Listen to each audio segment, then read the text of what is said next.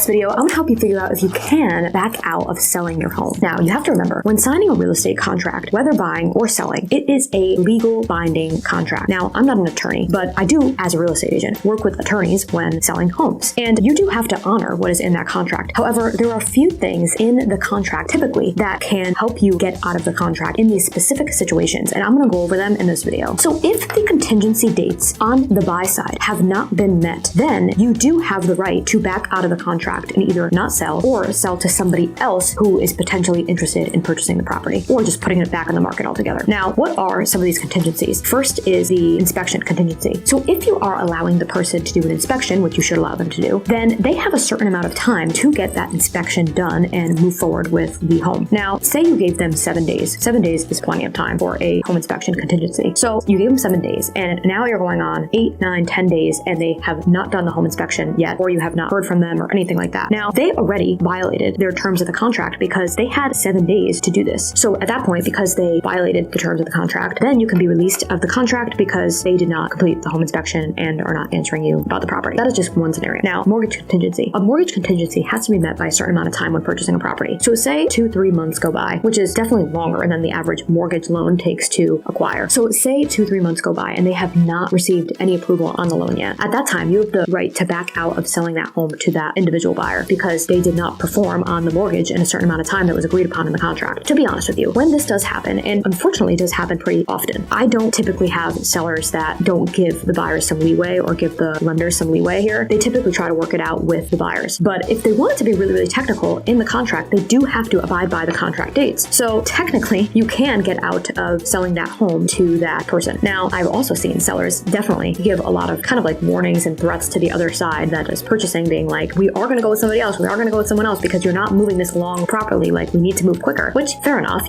Time is of the essence in every deal. So that is another way that you could technically get out of the contract with that person that's purchasing. So these are just some examples of contingencies that have to be met by a certain date. So other contingencies can be in the contract, but these are just some of the most common ones that will come up when someone is selling their home. So what happens if you just decide, you know what, I no longer want to sell my home. Like, I have no interest anymore, and you don't really have any rhyme or reason. Maybe just like emotionally, you're just like, I just don't want to leave my home. You can choose to back out of the contract. However, it's a legally binding contract, and the buyer can seek damages on their part too, because everybody needs to abide by the contract. Not just buyer, not just seller, everybody. And if the buyer is doing that, they can seek damages with their representation on their behalf. These are all just things to consider. And I would say that, and this is why it's really important, before you go into contract, from an emotional standpoint, be prepared and be sure that you're ready to make this move and sell your home, because you don't want to get into any situation where you then no longer want to sell and then have to figure out a way to get out of the contract, because it's legally binding and it's really just not fair to buyers. So I hope that answers your questions. If you have any other questions or any specific scenarios that you would like to share in the comments, please do, because as always, I love hearing from you guys.